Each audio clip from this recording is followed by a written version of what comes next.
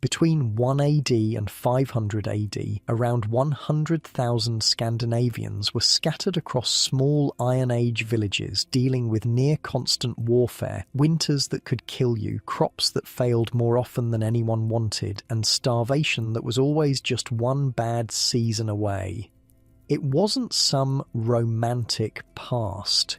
It was brutal. But these people didn't just survive. They had to be good at everything, every single day, or they didn't make it. So what did life actually look like in one of these villages? Before we start, if these help you sleep or you just listen a lot, likes and comments help me out. I'm also just genuinely curious where people listen from and when. Comment your city and the time. Someone last week said Iceland at 2 AM and I'm still thinking about that. Alright, so we're going back to Iron Age Scandinavia tonight, about 2,000 years ago. But first, get comfortable. Seriously. Adjust those pillows, pull up that blanket, because where we're going, you're going to want to be cozy.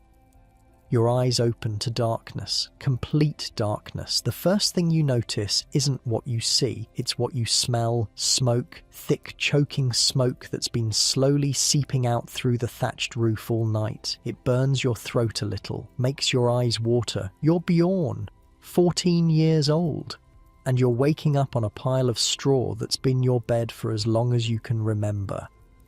The straw pokes through your wool tunic, every single piece. You shift, trying to find a position that doesn't feel like sleeping on a bunch of needles, but yeah, no, that's not happening. This is just how it is, how it's always been. Next to you, your little sister is still asleep. Her breath comes out in visible puffs. Because it's cold, really cold, even though it's technically summer.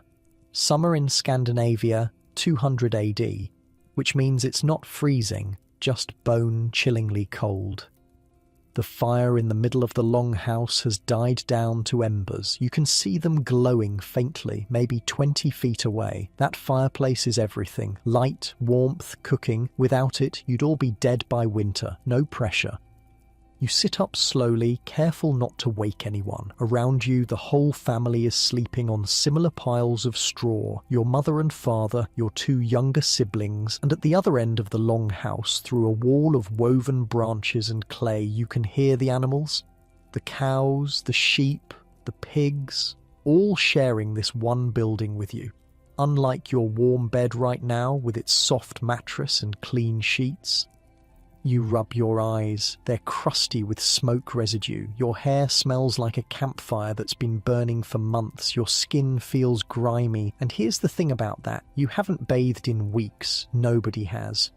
Water is for drinking and cooking, not for washing your whole body. That would be insane, wasteful. Plus, the village smith told everyone that bathing in winter makes you sick, opens up your pores to evil spirits or something. So yeah, everyone just smells like smoke and sweat and animals. You know that smell in a barn? That thick, heavy animal smell? Imagine living in it, sleeping in it, eating in it. Welcome to Iron Age Scandinavia. The first low door of the long house is just visible now. The sky outside is turning from black to dark grey. Dawn, time to get up, time to start another day of back-breaking work that might, if you're lucky, keep you alive through the next winter. You stand, your joints cracking, 14 years old, and you already sound like an old man getting out of a chair. The packed earth floor is freezing under your feet. You slip on your shoes, which are basically leather wrapped around your feet with strips of wool cloth. Inside each shoe is a piece of leather to keep out the cold. It helps, a little. The smith made these leather pieces last fall. Took him hours. Charged your father half a wheel of cheese. Everything costs something here. You step carefully around the sleeping bodies. Your little brother shifts, pulling his sheepskin closer. Sheepskins are what you wear when it rains or gets really cold. Wool cloaks most of the time, but when the weather turns bad, you throw a whole sheepskin over your shoulders. Smells great. Keeps you alive. That's the trade-off. The fire needs attention. You grab some dried branches from the pile along the wall. The branches are stacked carefully between clay pots full of supplies for winter. Dried peas, grain, nuts collected from the forest. All of it has to last. If it doesn't, you starve. Simple as that. You add the branches to the embers, blowing gently. Smoke billows up, making you cough. The smoke never goes straight up and out through the roof like you'd want. It just kind of hangs there in the air, slowly finding its way out through the thatch. Your mother told you once that in the old days, before iron, people just died from the smoke. Breathed it in all winter and their lungs gave out. But now, with better tools, they can make houses with higher roofs. The smoke has more room to escape. Progress. Outside, you can hear the village waking up, the sound of someone else starting their fire, a dog barking, the distant sound of the fjord, waves lapping against the shore. Your father sits up, sees you tending the fire, nods, doesn't say anything, doesn't need to. You're doing your job. That's all that matters. He stands, joints cracking even louder than yours, and heads to check on the animals. That's the morning routine. Someone tends the fire, someone checks the animals, someone starts preparing food. Every day, no days off, no weekends, just survival. You know what's wild? Back in your time, in your actual warm bed, you might complain about waking up early, about having to go to school or work, about being tired. Here, being tired is just normal. Everyone's tired, all the time. From the moment you can walk, you're working, carrying water, gathering wood, helping with the animals, learning whatever skill will keep you useful, because useless people don't survive. Your mother is up now, moving to the clay oven near the fire. She'll start making bread soon, but first she needs flour, which means someone needs to grind grain. That someone is usually you. She looks at you, jerks her head toward the grain supplies. You know what she means. You grab the quan stone from its spot near the wall. The quan stone is basically 2 round stones. You pour grain into the hole in the top stone, then turn it around and around and around. The grain gets crushed between the 2 stones. Flour comes out the sides. It takes hours. Hours of grinding to make enough flour for 1 loaf of bread. 1 loaf. Your arms are going to be screaming by midday, but hey, at least you'll have bread, maybe, if the grain is good, if it hasn't gotten damp and mouldy, if the weevils haven't gotten into it too much. You brush off the weevils, extra protein, that's what your father says. You try not to think about it. The fire is going strong now. The longhouse is starting to warm up. Just a little. Enough that you can see your breath less clearly. Small victories. Your little sister wakes up, sees you already working, and scrambles to her feet. She's 9, old enough to help with everything. She heads straight for the water buckets near the door. Her job is to fetch fresh water from the stream. In summer, that's not so bad. In winter, when the stream is half frozen and the wind cuts through you like knives, that job is hell, but it's her job, so she does it. Your little brother, 5 years old, is still asleep. He'll wake up soon enough, probably hungry. He's always hungry. Everyone is. But especially kids. Growing takes energy. Energy you don't always have. The chief and his warriors rode past yesterday, coming back from the marketplace by the fjord. They all carried weapons. Swords, spears, bows. The chief had an iron sword. An actual iron sword. Do you know how expensive that is? An iron sword costs more than your entire farm, more than everything your family owns combined. Iron is expensive, like stupid expensive, because yeah, you can find bog iron in the marshes, but getting it out, smelting it, forging it into something useful, that takes time, skill, fuel for the forge. The blacksmith charges a fortune for anything made of iron. Your family has a few iron tools, an axe because you literally can't cut down trees without it, some cooking implements, a few knives, that's it. Everything else is wood, clay, stone or leather. The chief has warriors because these are dangerous times, lots of minor chiefs fighting over territory, over resources, over insults, real or imagined. You have to be on guard, always. Last month, strangers were spotted near the village, riders armed, watching. Were they traders, scouts for a raid? Nobody knows. They disappeared before anyone could find out, but everyone's been a little more careful since then. The men practice with their weapons more often. The boys, even ones as young as 7, are learning to use slingshots. A slingshot is cheap, a leather pouch, 2 strings and a stone, but in the right hands it can kill, or at least injure enough to give you time to run. You've been practicing. Your father says you're getting good. Not great, but good enough that maybe if raiders come, you won't be completely useless. That's the goal. Don't be useless. Around you, the village is fully awake now. Maybe 40 people total, living in a cluster of long houses surrounded by fields. Beyond the fields, pastures where the animals graze during the day. Beyond that, forest. Vast, endless forest. The forest provides berries, nuts, mushrooms, game if you're lucky, but it's also dangerous. Wolves, bears, easy to get lost if you don't know what you're doing. Your mother knows. She can identify which plants are food and which will kill you, which berries are safe and which will make you sick. She's teaching your sister. By the time your sister is your age, she'll know everything too. Knowledge keeps you alive.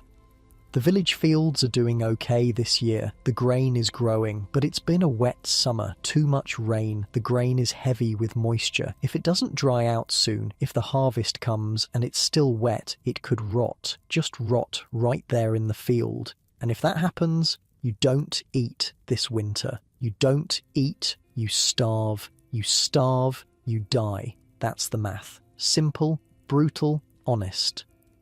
Last night, your father and the other men sat around the fire, talking in low voices about the harvest, about the weather, about whether they should make an offering to the gods, a big offering. The sacrificial bog is a day's walk from the village. It's where the gods live, where you leave offerings, food, tools, animals. In really bad years, when spring won't come and people are dying, sometimes you offer more. Sometimes you offer a person. Your father didn't say it out loud, but everyone was thinking it. You add more wood to the fire. The flames leap higher. Your mother starts mixing flour with water and salt, kneading it into dough. The smell of fresh bread baking is one of the best smells in the world. It means food. It means survival for another day. But getting to that smell takes work. So much work. You go back to the quonstone, pour in more grain, start grinding, around and around, your arms already aching from yesterday, from the day before, from every day of your entire life. But you don't complain, nobody complains. What's the point? This is just life. This is how it is, how it's always been, how it'll probably always be, unless the harvest fails, unless raiders come, unless disease sweeps through, unless the gods get angry, unless 100 other things go wrong. But right now, in this moment, you're warm. The fire is going. Your family is alive. There's grain to grind and bread to make. That's not nothing. That's actually kind of everything. Your little sister comes back with the water, her hands red from the cold stream. Your brother wakes up, immediately asking if there's food. Your father returns from checking the animals, reporting that the cow's milk is good, the sheep are fine, one of the pigs might be sick. A sick pig, that's a problem. Pigs are valuable. They turn garbage into meat. If it dies, that's a huge loss. Your father will check on it later, maybe ask the village healer, maybe make a small offering to the gods. Everything is always balanced on a knife's edge here. One small thing goes wrong and everything can fall apart. The sun is fully up now. The longhouse is as bright as it's going to get, which isn't very bright. The 2 low doors don't let in much light. Most of the illumination comes from the fire. You keep grinding around and around. Your mother will need enough flour for the whole family. That's maybe 3 or 4 loaves of bread, which means hours more of this. But hey, at least you're not hauling timber or mucking out the animal stalls or working in the forge. Actually, you'll probably be doing all of those things later today, because that's how it works. You do whatever needs doing. You learn every skill: grinding grain, tending animals, working leather, making pots, building houses, fighting if necessary, jack of all trades, because you have to be. The blacksmith's assistant is already working the bellows. You can hear the rhythmic whoosh of air being forced onto the forge. Making iron hot enough to work takes constant effort. The assistant, a boy just a year older than you, will work those bellows for hours. His arms will be like tree trunks by the time he's 20, if he lives that long. Accidents happen. Burns, cuts, infections. There's no hospital. No antibiotics. A bad cut can kill you if it gets infected. A burn can do the same. The smith himself is feared a little by everyone. He sits in the darkness of his small workshop, hammering iron into shape. Nobody disturbs him while he works. When he turns a lump of iron into a knife or an axe or a sword, it seems like magic, like witchcraft. Maybe it is. You'll be visiting the smith later today, learning, watching, trying not to get in the way. For now, though, you grind. The grain slowly turns to flour. Your arms burn. Your back aches. The smoke makes your eyes water. But you're alive, you're warm, you have work to do. Not like your soft bed back home, not like your easy life. This is real, this is hard, this is survival, and it's only just begun. By the time you finish grinding, your arms feel like they might fall off. Your mother takes the flour, mixes it with water and salt. Just those 3 things, that's it. No yeast because nobody's figured that out yet. No butter because butter is too valuable to waste in bread. Just flour, water, salt. She kneads it with her hands, strong hands worn rough from years of this exact work. The dough takes shape slowly. She forms it into large loaves, not small ones, big ones, because this has to feed the whole family for days. Meanwhile, the clay oven outside has been heating. Your father lit it before dawn, and now it's hot, really hot. Here's how you bake bread when you're living 2,000 years ago in Scandinavia. You heat the oven with a fire until it's absolutely scorching. Then you pull out all the glowing embers, every single one. The oven stays hot from the clay itself. You put the dough in, close it up, wait. That's it. That's the whole process. If you time it wrong, you get burnt bread or raw dough. If you time it right, you get food. Food that'll keep you alive another week. No pressure at all. Your mother has done this 1,000 times. She knows exactly when to pull the bread out. The smell hits you first. Warm, fresh bread. Your stomach immediately starts growling. "Can I have some?" your little brother asks. He's been awake for maybe 10 minutes and he's already begging for food.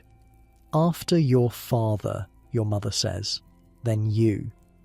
That's how it works. Father eats first. He's the one doing the hardest physical work. He needs the most energy. Then the kids, then mother, always in that order. Fair, maybe not by your standards, but it keeps the family alive. The person doing the heavy labour needs the most calories. Simple math. You watch your father tear off a chunk of the hot bread. Steam rises from it. He chews slowly, savouring it. Then he nods to you and your siblings. You each get a piece. It's hot enough to burn your fingers. You don't care. It's fresh bread, real, actual food. It tastes like heaven. Unlike the food sitting in your fridge right now, this bread represents hours of work, grinding the grain, making the dough, heating the oven, timing it perfectly. Every bite is earned. You eat it slowly, making it last. Your little brother inhales his piece in about 3 seconds, then looks hopefully at the remaining loaves. "Later," your mother says firmly. He sighs but doesn't argue. You don't argue with mother. That's just a rule. After breakfast, your father looks at you. "Forest. We need leaves for the animals." "Right. Winter forage. It's summer now, but you're already preparing for winter." Always preparing for winter, because winter is when people die. You grab an axe, not the good iron axe. That's for serious tree cutting. This is an older one, stone blade, wooden handle, good enough for chopping branches. Your sister comes too, 9 years old, and she already knows which plants are safe, which leaves the animals like best, where to find the juiciest greens. You head out past the fields, past the pastures, into the forest. The forest is massive, like you could walk for days and not see the end of it. Trees everywhere, oak, ash, birch. The ground is covered in moss, ferns, undergrowth so thick you have to push through it. There, your sister points. Those leaves, the sheep love those. You have no idea how she knows this, but she does. She's been learning from Mother since she could walk. By the time she's grown, she'll know every plant in this forest. Which ones heal, which ones kill, which ones the animals need. You start chopping branches, not randomly, carefully. You take branches from different trees, spreading it out so you don't kill any one tree. The forest provides, but you have to be smart about it. Each branch gets bundled together with leather cord. Your sister gathers them into her arms. She's small but strong, has to be. You hear about the strangers? She asks while you work. Yeah, Father mentioned it. Rolf's father thinks they were scouts for a raid. Rolf is your age, lives 3 houses down. His father is one of the chief's warriors. Maybe, you say, chopping another branch. Or maybe traders. Traders don't run away when spotted. She's got a point. You work in silence for a bit. The forest is quiet except for birds. Somewhere far off, a woodpecker is hammering away at a tree. The sound echoes. Are you scared? Your sister asks. About raiders? Honestly? Yeah, you're terrified. You've heard the stories. Villages burned, people killed or taken as slaves. Everything you own stolen or destroyed, but you can't say that to your 9-year-old sister. We'll be fine, you tell her. The chief has warriors. We'll see them coming. She nods, but she doesn't look convinced. You gather more branches, enough to fill both your arms and hers. The bundles are awkward and heavy. You carry them back to the village, hang them up to dry in the sun. These leaves will be stored as winter forage. When the snow is too deep, and the pastures are frozen, the animals will eat these dried leaves. It's not great food, but it keeps them alive. Everything here is about keeping something alive. The animals, your family, yourself. Next task, milk. Your mother is already working on it. The cow was milked at dawn, and now the milk is sitting in a clay pot, waiting. Here's the thing about milk in Iron Age Scandinavia. You don't just drink it. Well, you do, but mostly you turn it into other things. Things that last longer. Cheese, for one. Your mother has been treating this milk in a special way, adding something to it that makes it curdle. You're not entirely sure what. Some kind of stomach lining from a calf? She won't tell you, says it's women's knowledge. The curds separate from the whey. The curds become cheese. The whey gets drunk because wasting food is basically a crime. But today, she's making butter. She skims the cream off the top of yesterday's milk. It's thick and rich. She puts it in a small pot and starts whipping it, just whipping it, over and over and over. Your little brother watches, fascinated. When does it turn into butter? When it's ready, your mother says, still whipping. This takes forever. Your mother's arm moves in steady, rhythmic motions. Whip, whip, whip. She doesn't even look tired, just focused. Finally, the cream starts to thicken. It goes from liquid to solid. Butter, actual butter. Your brother's eyes go wide. Can I try some? Your mother gives him the tiniest amount on her finger. He licks it off and his whole face lights up. Butter is expensive, valuable. You don't just eat it whenever you want. It's for trading, for special occasions, for keeping through the winter. But watching your little brother's face, your mother smiles, just a little. She gives you and your sister each a tiny taste too. It's delicious, creamy and rich and nothing like anything else. Back to work, your mother says, but she's still smiling. You spend the afternoon learning to spin wool. This is technically your sister's job, but your mother says everyone should know how. What if your wife gets sick? She asks. You just gonna sit there with no cloth? Fair point. She shows you the spindle. It's basically a stick with a weight on the bottom. You hold the raw wool in one hand, the spindle in the other. You spin the spindle with one hand while pulling the wool into a thin thread with the other. Simple, right? Wrong. The wool keeps breaking or getting too thick or tangling. The spindle wobbles and nearly falls. You're terrible at this. Your sister, meanwhile, makes it look easy. Her thread is even and smooth. She's been doing this since she was 5.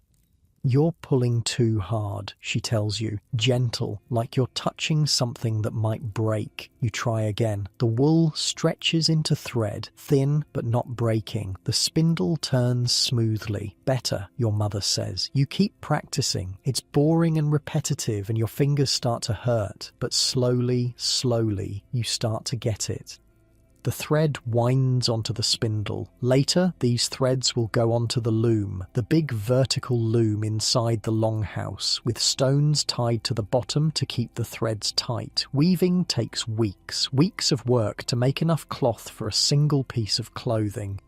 You think about your closet back home, full of clothes, shirts, pants, jackets, all made in factories by machines, available whenever you want them. Here, one tunic might represent a month of work, shearing the sheep, cleaning the wool, spinning it into thread, weaving the thread into cloth, cutting and sewing the cloth. A month for one shirt. So you take care of your clothes, you mend them when they tear. You wear them until they're literally falling apart, because getting new ones isn't like going to a store, it's like investing months of your life into fabric. Your little brother runs up, out of breath. The potter needs help. The potter is always busy. Clay pots break constantly. People need new ones all the time. For cooking, for storage, for everything. You head over to the potter's workspace. He's an older man, maybe 40, which is basically ancient here. His hands are covered in clay. Need someone to fetch more clay from the pit, he says. The clay pit is just outside the village. You grab a bucket and head over. The pit is basically a hole in the ground where good clay is. You dig down, fill your bucket, haul it back. Simple work, hard work. The potter takes the clay, rolls it into long sausages. He coils these sausages around and around, building a pot from the bottom up. His hands smooth the coils together. Slowly, the pot takes shape. Why not just make it all at once, you ask. He gives you a look. Try it. See what happens. You grab some clay, try to form it into a pot shape. It immediately collapses. Too thin in some places, too thick in others. It looks like a sad blob. The potter chuckles. Exactly. The coil method works. It's slow, but it works. Once the pot is shaped, it has to dry. Completely dry. This takes days. Then it goes into the oven at the back, gets heated until it's red hot, then slowly cooled. If you rush any part of this process, the pot cracks. All that work, wasted. So you don't rush. You do it right, because wasting materials means less food stored. Less food stored means starving in winter. Everything connects. Everything matters. The sun is starting to sink lower. The day is maybe half over and you're already exhausted. You've ground grain, helped bake bread, gathered leaves from the forest, learned to spin wool, fetched clay for the potter, and you're not done. There's still water to fetch, animals to check, firewood to gather for tonight, the garden to weed, a dozen other small tasks that keep the household running. Your father is in the timber yard behind the village working on a new long house for a family whose roof collapsed last winter. He and the other men are splitting tree trunks. You watch them hammer wedges into a trunk. The wood splits with a loud crack. They work the wedges in deeper, and the trunk opens like it's been cut with a giant knife. Then they cut planks, even planks. This takes skill, a lot of skill. One wrong cut and you've wasted valuable timber. The new house will be built on a framework of wood, 2 rows of posts running through it. Walls made of woven branches covered in a mixture of clay, chopped straw, and horse manure. Yeah, Horse manure, mixed with clay, for the walls. It makes the clay last longer, keeps it from cracking. It's practical. It also smells exactly how you'd expect horse manure to smell, but you get used to it. You get used to everything here. The smoke, the smell, the cold, the constant ache in your muscles, the hunger that's always there even right after eating. You just adapt, because you have to. The boys your age are practicing with staves near the edge of the village, mock fighting, learning how to use a weapon without actually having weapons. Rolf is there. He sees you, waves you over. Come on, we're doing 2-on-2. You're tired, so tired, but you go anyway, because you need to learn this too. The staves are just long sticks, but in a fight, a stick can crack someone's skull, can break bones, can keep you alive. You face off against 2 other boys. They come at you fast. You block one strike, but the other catches you in the ribs. It hurts. A lot. Dead, one of them says, grinning. You try again. This time you're more careful. You watch both of them. When one strikes, you dodge. Use your staff to keep the other one back. It's not pretty, but you're learning. Better, Rolf says. You're not dying as fast. High praise. Some of the younger kids are practicing with slingshots. A boy around 7 is swinging his slingshot around his head, building momentum. He lets go of one string. The stone flies wild, nowhere near the target. Again, his older brother tells him. The kid tries again, and again, and again.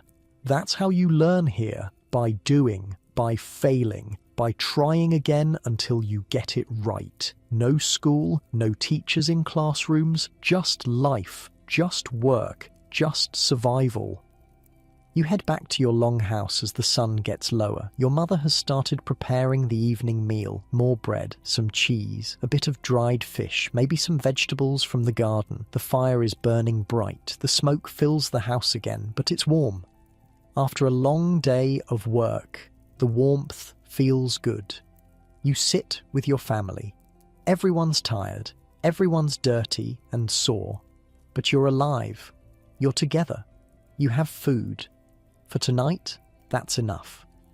Tomorrow, you'll do it all again, and the day after that, and every day after that until winter comes, and then you'll fight like hell to survive winter, because that's just how it is. That's life in Iron Age Scandinavia, hard, brutal, and unforgiving, but yours. After the evening meal, your father looks at you. Smith wants you. Your stomach drops a little. The smith, right.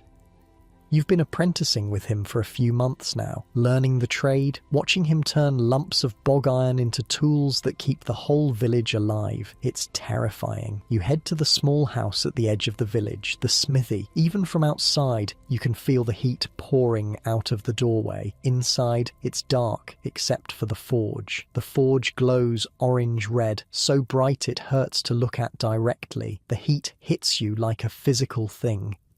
The smith is there, hunched over his work. He doesn't look up when you enter, just grunts. That's your cue to work the bellows. The bellows are basically a big leather bag that you pump to force air onto the forge. More air makes the fire hotter, hot enough to work iron. You start pumping. Push, pull, push, pull. The leather wheezes. Air rushes onto the coals. The fire burns brighter. Your arms are already sore from grinding grain this morning, spinning wool this afternoon. Now this. You keep pumping anyway. The smith takes a lump of iron from the forge with long tongs. It's glowing white hot. He puts it on his tiny anvil and starts hammering. Clang, clang, clang. The sound echoes in the small space. Sparks fly with each hit. The iron changes shape under his hammer. Slowly, deliberately. He's making a knife. You can see it taking form, the blade getting thinner, the edge getting sharper. Harder, he says, without looking at you. You pump the bellows harder. The fire roars. Sweat pours down your face from the heat. The smith works in silence. He's completely focused. Every hammer strike is precise, controlled. This is a man who's been doing this for 30 years. Nobody in the village disturbs him when he's working. There's something almost sacred about it, watching him turn a formless chunk of metal into a tool that can cut, chop, or kill. It does seem like magic, like witchcraft. He plunges the knife into a bucket of water. Steam explodes upward with a hiss. The knife cools, turning from white to red to grey. "Good," he mutters. Might be the most praise you'll ever get from him. He examines the blade, running his thumb along the edge. One wrong move and he'll slice his finger open. He doesn't even flinch. "You know why iron costs so much?" he asks, suddenly. "Because it's rare, you guess." "No. Bog iron is everywhere. You can scoop it out of any marsh. You keep pumping the bellows, waiting. It costs because of this." He gestures around the forge. "The heat, the fuel, the time, the skill. I can make maybe 3 good tools a week. Maybe. And this village needs hundreds." He puts the knife back in the forge. Every axe, every spear point, every nail, hours of work.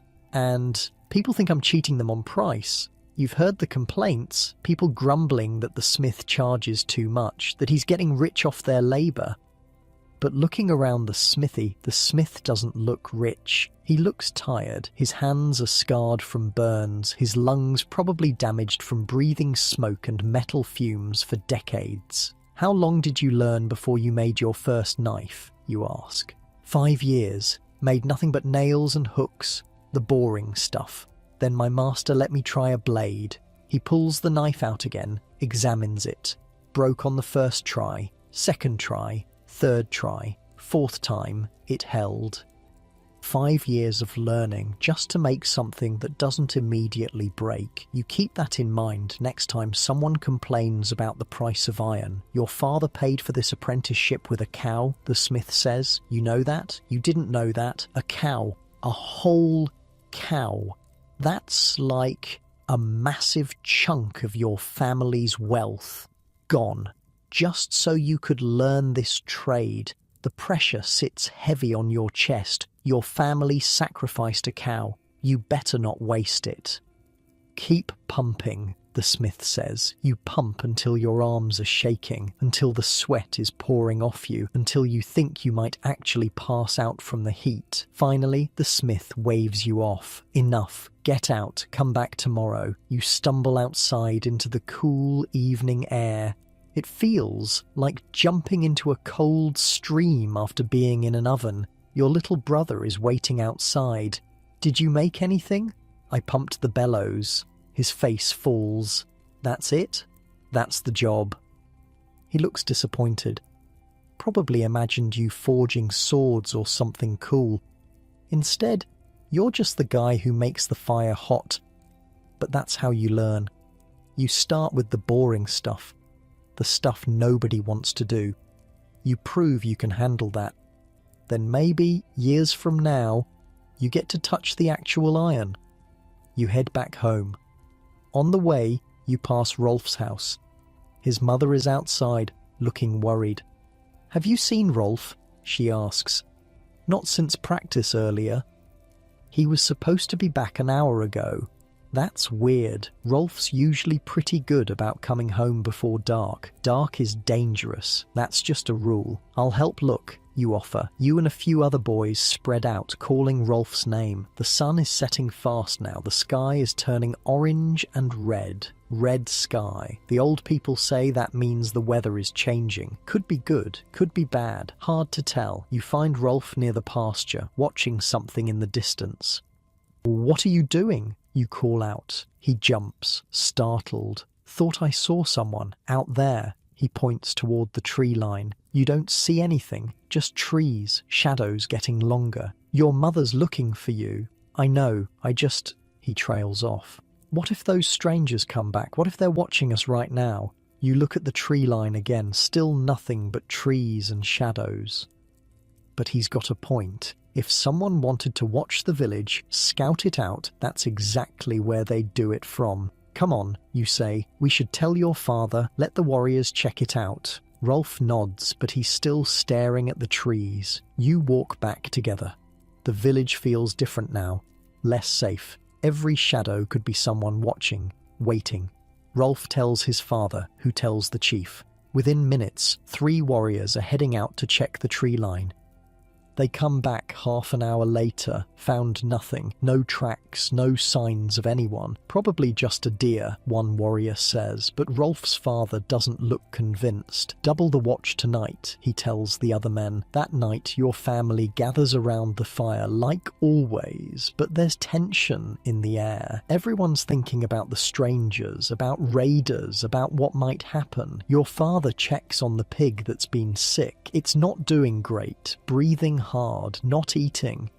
If it dies, that's a huge loss. Pigs are walking food factories. You feed them scraps, garbage, anything. They turn it into meat. Losing one is like losing a valuable tool. Might need to offer something to the gods, your father mutters. Your mother nods. She's already thinking about it. What they can afford to sacrifice. What might be enough to get the gods' attention, but not so much it puts the family at risk.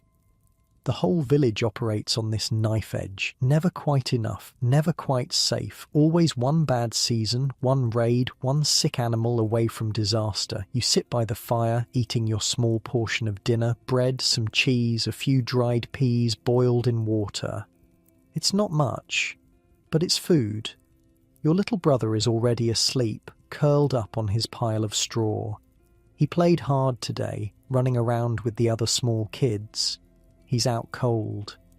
Your sister is mending a tear in your father's tunic. The firelight flickers on her face as she works. She's getting good at sewing. Her stitches are small and even. Tell us a story, she says to your father. Your father considers this. Then he starts talking about the old days. About his father's father who fought in a battle against a neighbouring chief. How the warriors lined up on a field, shields locked together, spears ready. How the fighting lasted all day, how men fell and didn't get back up, how the ground turned red, how his grandfather survived by pure luck. A spear that should have killed him hit his shield instead, bounced off. He lived. The man next to him didn't. Why were they fighting, you ask? Your father shrugs. Someone insulted someone, or maybe it was about land, or a woman. Does it matter? They fought. People died. That's what happens. It's a sobering story, not the fun kind, but it's real. Your mother adds wood to the fire. The smoke swirls up toward the thatched roof, slowly finding its way out. The long house is warm now, almost cozy. Outside, you can hear the wind picking up. The evening sky was red. Now the wind is coming, weather changing. If it rains, that's bad for the grain in the fields. It's already too wet. More rain could ruin it. If it doesn't rain, that's also bad. The grain needs some water, just not too much. You can't win. You just hope. Hope the gods are paying attention. Hope they're in a good mood. Hope your offerings were enough. The old people in the village remember winters when people starved, when the harvest failed and there just wasn't enough food. They rationed what they had, eating less and less each day. Some people didn't make it. The very young, the very old, the already sick. They tell these stories not to scare you, well, maybe a little, but mostly to remind you, to keep you working, to keep you preparing, because winter is always coming, and winter doesn't care if you're ready or not. Your mother starts talking about the sacred bog, the place where the gods live. She's been there twice in her life. It's strange, she says. You can feel something there, something watching. What did you offer? Your sister asks. First time, a clay pot full of porridge. Second time, a chicken. Did the gods take it? The offerings disappear, whether the gods take them or animals eat them or they just sink into the bog? She shrugs. They're gone. That's what matters. Last winter, someone from the village went to the bog and didn't come back for 3 days. When they returned, they wouldn't talk about what happened, just said the gods were angry. A month later, that person died. Fever, raving about shadows and voices. People said the gods marked them, took something from them at the bog. Your father doesn't believe in all that, or at least he says he doesn't, but he still makes offerings just in case. Better to give the gods something than nothing, he says. Can't hurt. The fire crackles, sparks drift upward into the smoke. You think about your bed back in your real time, soft and clean, safe, no smoke, no fear of raiders or starvation or angry gods. This life is hard in ways you never really understood before. Every single day is work, real, physical, exhausting work just to stay alive. And even then, you might not make it. The warriors on watch are walking the perimeter of the village. You can hear them calling to each other, checking in, making sure everyone's still there. Rolf is probably lying awake too, thinking about what he saw, or thought he saw. Maybe it was nothing, probably was nothing, but maybe not. Your father banks the fire for the night, covers it with ash to keep the coals alive until morning. Starting a fire from scratch is hard. Keeping one going is much easier. You settle into your pile of straw. It pokes through your tunic like always. The house is cooling down now that the fire is low. You pull your sheepskin closer. It smells like sheep, like lanolin and dirt and animal, but it's warm. Your sister is already asleep. Your little brother is snoring softly. Your parents lie down on their straw pile. Your father's breathing evens out quickly.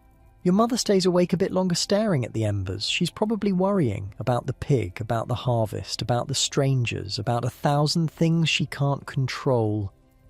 That's what parents do here. They carry the weight, the worry, the fear, so their kids can sleep. You close your eyes, the smoke is thick tonight, your throat feels scratchy, but you're used to it. Tomorrow will be more of the same. Grinding grain, tending animals, learning trades, practicing with weapons, fetching water, gathering wood, every day the same, every day different, every day another battle to survive. But for tonight, you're warm, you're fed, you're alive. The wind howls outside. The rain starts drumming on the thatched roof. Too much rain. The grain in the fields is getting soaked again. Your mother's worry was justified, but there's nothing to do about it now. Nothing to do but sleep and hope and pray the gods are listening. You drift off to the sound of rain and wind and your family breathing in the darkness, still alive, for one more day. That's all you can ask for, really. That's all anyone gets. One more day. Then you fight for the next one. Morning comes with your father shaking you awake while it's still dark. Get up, we're going to the fjord. Your brain is foggy with sleep. What? Marketplace. We need supplies. You're coming. Oh, right, the marketplace. You've only been a handful of times. It's a day's journey there and back. You don't go unless you really need something. Apparently, you really need something. You roll out of your straw pile. Your sister is still asleep. Your mother is already up, packing supplies for the trip. Bread, dried fish, a skin of water. What are we trading, you ask? Cheese, your father says. 3 wheels and some of the butter your mother made. That's a lot. Cheese and butter are valuable. Whatever you need must be important. Outside, other men from the village are gathering. The chief is there with 5 of his warriors, all of them armed, swords, spears, axes hanging from their belts. Your father has his axe, just the one, the iron one. He doesn't have a sword, can't afford a sword, but he's got the axe. And the way he holds it, you get the feeling he knows how to use it. Stay close, he tells you. Don't wander. Keep your eyes open. The group heads out just as the sun is starting to rise, maybe 15 people total, safety in numbers. The path to the fjord cuts through the forest. It's well worn but narrow, trees press in on both sides. This is exactly the kind of place where you could get ambushed.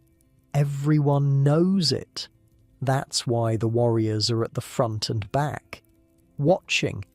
You walk in the middle with the other younger people. Rolf is here too. His father is one of the warriors. You think they'll attack, Rolf whispers. Who? Whoever was watching the village. If they were going to attack, they probably would have done it by now. Or they're waiting for us to leave, attack while the warriors are gone. You hadn't thought of that. Great. Now you're thinking of that. The walk takes hours. The forest eventually opens up to fields, then rocky terrain, then finally you can smell it. Salt water, the fjord. It's massive, water stretching out so far you can't see the other side. Ships are anchored offshore, small boats pulled up on the rocky beach, and the marketplace. It's just an open area with people gathered, but there must be 50 people here, maybe more, from different villages, different chiefs. Some of them eye your group warily. Your chief nods at a few other chiefs. The warriors size each other up. This is neutral ground. Nobody fights at the marketplace. That's the rule. You fight here, nobody trades with your village ever again. But the tension is thick anyway. Your father heads to a man with a cart full of iron tools, farm implements mostly, a few knives. "How much for the scythe?" your father asks. The man names a price. Your father counters. They go back and forth. Finally they agree. 1 wheel of cheese for a scythe. A whole wheel of cheese for 1 tool.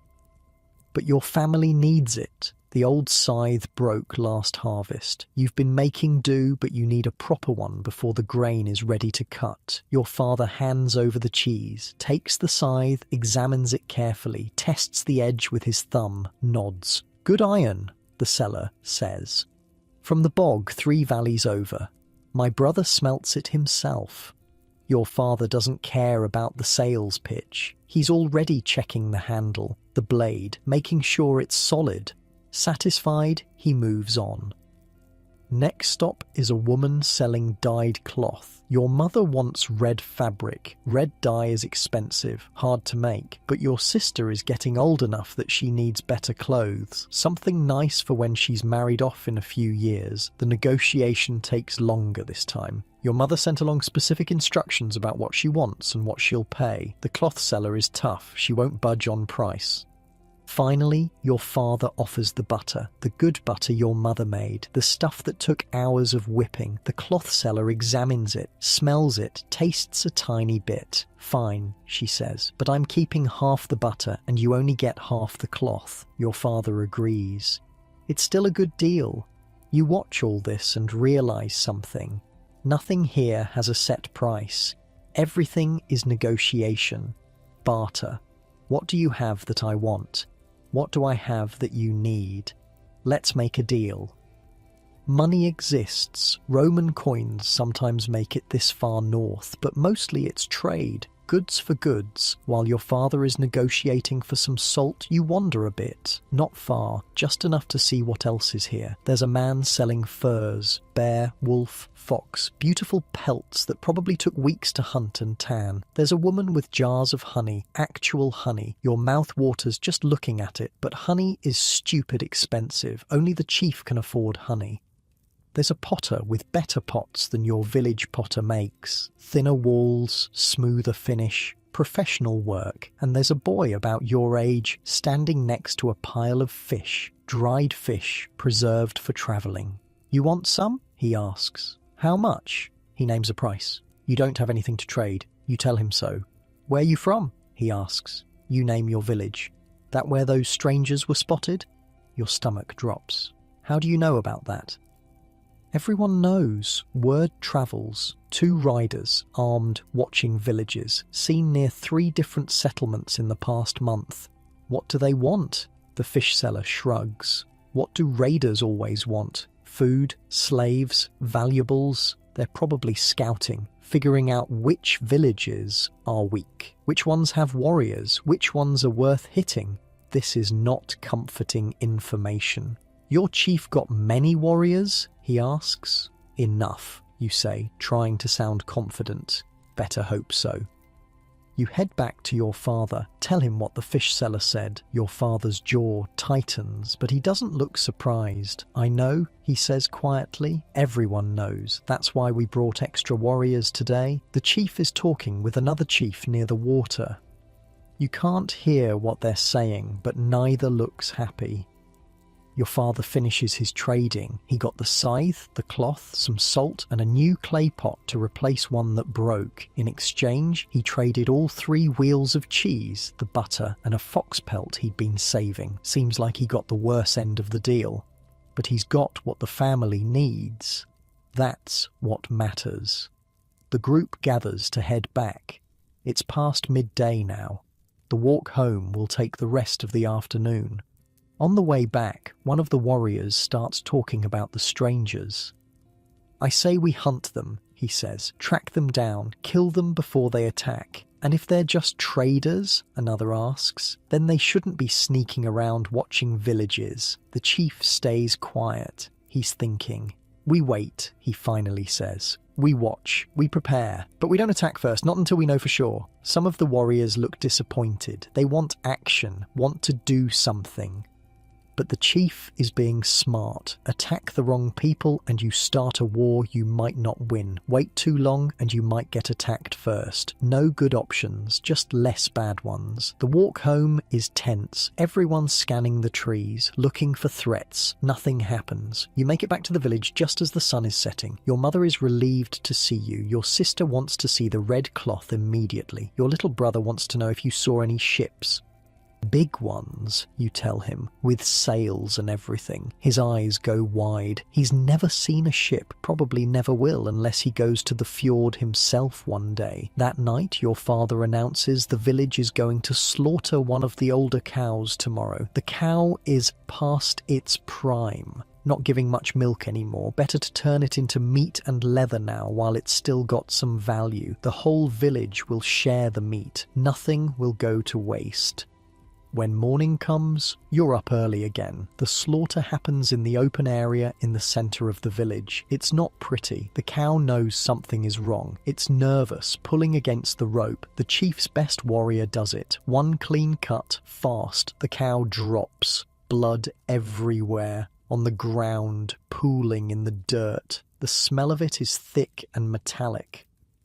Your little brother looks away. Your sister watches, face pale but determined. This is life. You need to see it, need to understand where meat comes from. The men work quickly. They skin the animal right there. The hide comes off in one big piece. That'll be tanned into leather. Then the butchering. Every part gets used. Meat, obviously, but also the organs, the intestines, the bones, the blood. Nothing is wasted. Can't afford to waste. Your mother is right there with the other women, collecting the blood in clay pots. Blood can be used in cooking. Blood sausage. It's protein, it's food. The intestines get cleaned. They'll be used as casings for sausages. The bones will be boiled for broth, then carved into tools, needles, handles, buttons. The hide goes to the tanner. He'll work on it for weeks, scraping off the fat and tissue, soaking it, treating it, turning raw hide into usable leather. You help carry the meat. It's heavy and slippery. You try not to drop it. Each family gets a portion based on their size and status. Your family gets a decent amount, enough meat for maybe a week if you're careful. Your mother immediately starts working on preserving it. Some gets salted, some gets dried, some gets cooked right away before it spoils. The smell of cooking meat fills the village. It's intoxicating. You're so used to bread and cheese and fish. Fresh meat is rare, special. That night, your family eats better than you have in months. Roasted beef, rich and fatty and delicious. Your little brother eats until his stomach is round. He looks like he might explode. "Slow down," your mother warns. "You'll make yourself sick." He doesn't slow down. Sure enough, an hour later, he's outside throwing up. "Told you," your mother says, but she's not mad, just resigned. Kids never listen. Over the next few days, the tanner works on the hide. You watch him sometimes. It's gross, but also kind of cool. He scrapes off all the fat and tissue. It takes hours. His arms must be like iron from doing this his whole life. Then he soaks it in a mixture of water and bark. Something about the bark helps preserve the leather, makes it last longer. After that, he stretches it and works it until it's soft and pliable. Finally, it's ready. Actual leather. Useful leather.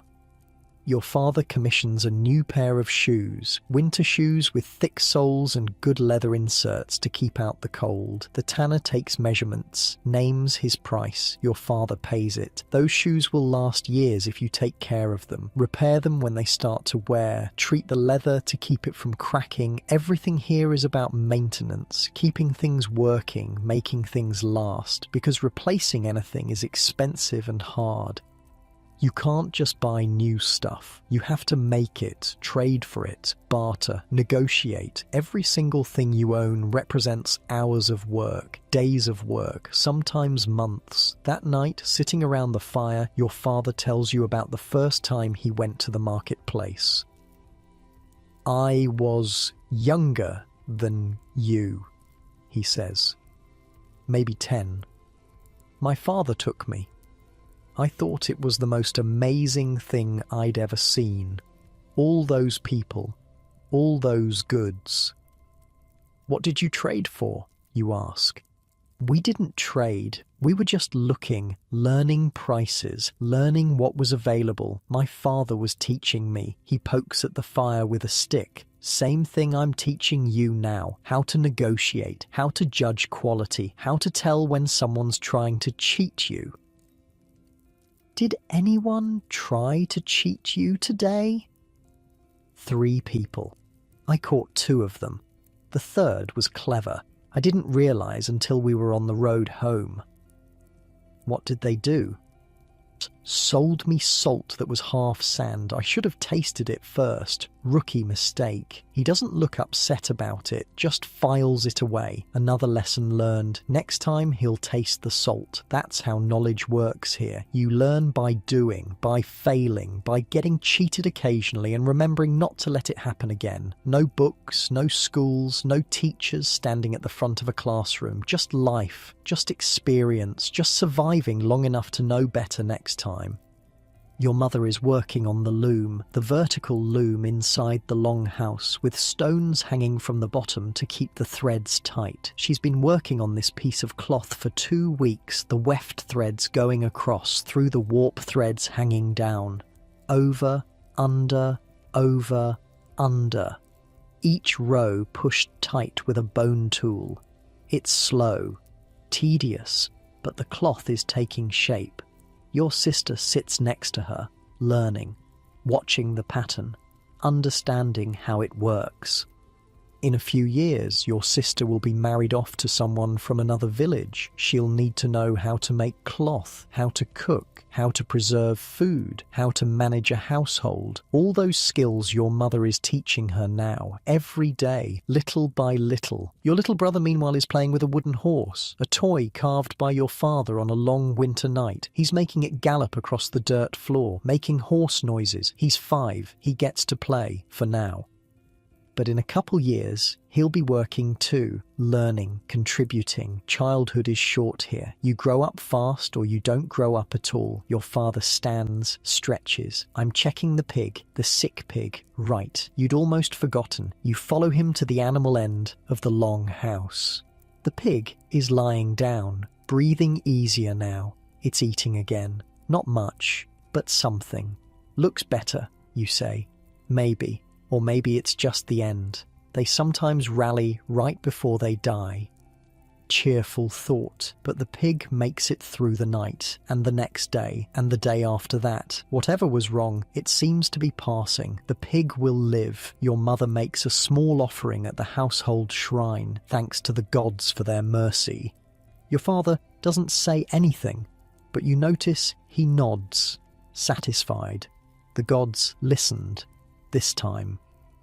You lie in your straw pile that night, thinking about everything you saw at the marketplace, the ships, the traders, the goods from far away. This village is small, isolated, but it's part of something bigger, trade networks stretching across the whole region, maybe further. Roman coins make it here sometimes. That means connection to the empire, even if it's distant, indirect. The world is bigger than this village, bigger than you can imagine. But this village is your world, these people, this life. Hard and brutal as it is, it's yours and you'll fight like hell to keep it, because that's all you can do. Fight, survive, live one more day, then another, until you can't anymore. The new longhouse is going up fast. Well, fast by Iron Age standards. It's been 3 weeks and they've got the frame up. 2 rows of posts running through where the house will be. Thick wooden posts sunk deep into the ground. Your father has been spending every spare moment working on it, so have most of the men in the village. This is how it works. When someone needs a house built, everyone helps, because next time it might be your house that needs building, your roof that collapses, your family that needs shelter. You help, they help. Everyone survives. Today you're at the timber yard watching your father and the others split more logs. The work is brutal. They hammer iron wedges into the tree trunks. The wood cracks, splits, then they hammer in more wedges, working the split wider and wider until the whole trunk opens up. See how the grain runs? Your father asks, pointing. You follow the grain. Try to split against it. You'll be there all day. You watch him work. Every swing of the hammer is controlled, precise. This isn't just hitting things. This is craft. They cut planks from the split wood. The planks need to be even, same thickness all the way through. That takes skill, real skill. Your father's been doing this for 30 years. He makes it look easy. It's not easy. One of the younger men tries to cut a plank, gets it all wrong. One end thick, the other thin. Totally useless. Again, the chief says. Not angry, just matter of fact. The young man starts over. You haul wood. That's your job today, carrying planks from the timber yard to the building site. Back and forth, back and forth. Each plank is heavy, awkward. You're pretty sure you're going to have splinters for weeks, but this is how you learn, by doing the grunt work, by watching, by slowly understanding how everything fits together. The frame of the house is impressive once you really look at it. 2 rows of posts creating the basic structure. Later, walls will go between them. A roof will go on top, but right now it's just posts and crossbeams, the skeleton of a house. Why 2 rows of posts? You ask Rolf, who's hauling planks next to you. Supports the roof. 1 row wouldn't be strong enough. Whole thing would collapse under the weight of the thatch. He says this like it's obvious. Maybe it is. You're still learning. The walls will be wattle and daub, woven branches covered with clay mixed with straw and horse manure. Yeah, you're going to be mixing horse manure into clay. That's definitely happening. At least it's not pig manure, Rolf says when you mention it. What's the difference? Pig manure smells worse, trust me.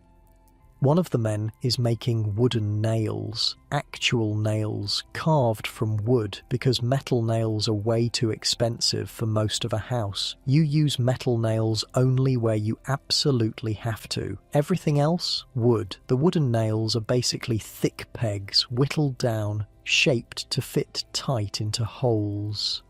How many nails for a whole house, you ask? The man thinks about it. Maybe 200? 300? Depends on the size. That's hundreds of wooden nails, each one carved by hand, each one taking time and effort. Nothing here is quick, nothing is easy, everything takes work. By midday, your back is screaming, your hands are covered in blisters, you're exhausted, but the work isn't done. Not even close. You take a break to eat. Bread and water. That's it. The men get a bit of dried meat too because they're doing the heavy labour. You sit in the shade trying to ignore the pain in your hands. Rolf sits next to you. My father says the harvest starts in 2 weeks. The grain ready? Has to be. Any longer and it might rot. Too wet this summer. You both look out at the fields. The grain is heavy, bending under its own weight. It needs to be cut soon. Dried, stored. If it rots in the field, that's it. No food for winter. The village starves. What if we can't harvest it all in time? You ask. Rolf doesn't answer right away. Then, we will. We have to. That's not really an answer, but it's the only answer that matters. You have to, so you will. There's no other option. After the break, you're back to hauling planks. Your blisters have blisters now, but you keep going. The men start on the rafters, the beams that will hold up the roof. These get tied to the frame with leather rope, not nails, rope. The leather rope is strong, but it has to be tied just right. Too loose and the rafters will shift, too tight and the leather might snap. Your father shows you how to tie the knots. Special knots that won't come undone. That'll hold for years. You practice on a scrap of rope. Your fingers fumble. The knot comes loose. Again, your father says. You try again. This time, it holds. Better. That's high praise from him. By late afternoon, the rafters are up. The basic structure of the house is complete. Tomorrow, they'll start on the walls. You head home as the sun gets low. Your whole body aches. You smell like sweat and sawdust and wood. Your mother has dinner ready. More bread, some of the preserved beef from the cow slaughter, a bit of cheese. You eat like you've never seen food before. Your little brother watches you. You're eating too fast. I'm hungry. You're always hungry. Fair point. After dinner, your father sits you down. The warriors are doing extra training tomorrow. You're joining them. Your stomach drops. Me? You're old enough. You need to learn. The warriors. Real training. Not just boys hitting each other with staves. This is serious. That night you barely sleep. Too nervous. Too keyed up. When morning comes, you're exhausted but wired on adrenaline. The warriors gather just after dawn. 10 of them. Plus you and 3 other boys your age. The chief's best warrior is leading the training. His name is Eric. He's maybe 30, covered in scars, and he looks like he could kill you with his pinky finger. You ever been in a real fight? He asks the boys. You all shake your heads. Good, let's keep it that way. But if fighting comes, you need to know what you're doing. He shows you how to hold a spear, not like you'd think. The balance is different, the weight distribution. A spear isn't just for stabbing, he says. You can block with it, trip with it, keep distance between you and your enemy. He demonstrates fast, fluid movements. The spear becomes an extension of his body. Your turn. You practice the movements. Thrust, block, sweep, over and over. Your arms burn. The spear is heavier than it looks. Lower, Eric barks at you. You're standing too high. Get lower. Make yourself a smaller target. You adjust. Your thighs scream from the position.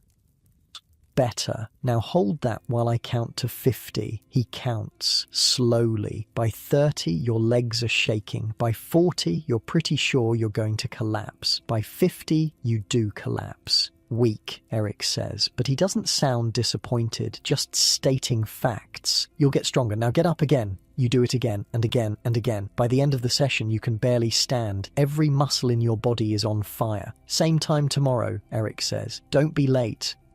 You stumble home. Your mother takes one look at you and shakes her head. Warrior training? You nod. You'll live. Probably. Not encouraging. That evening, the whole village gathers in the centre. This happens sometimes. Community meetings, everyone together. The chief stands on a raised piece of ground so everyone can see him.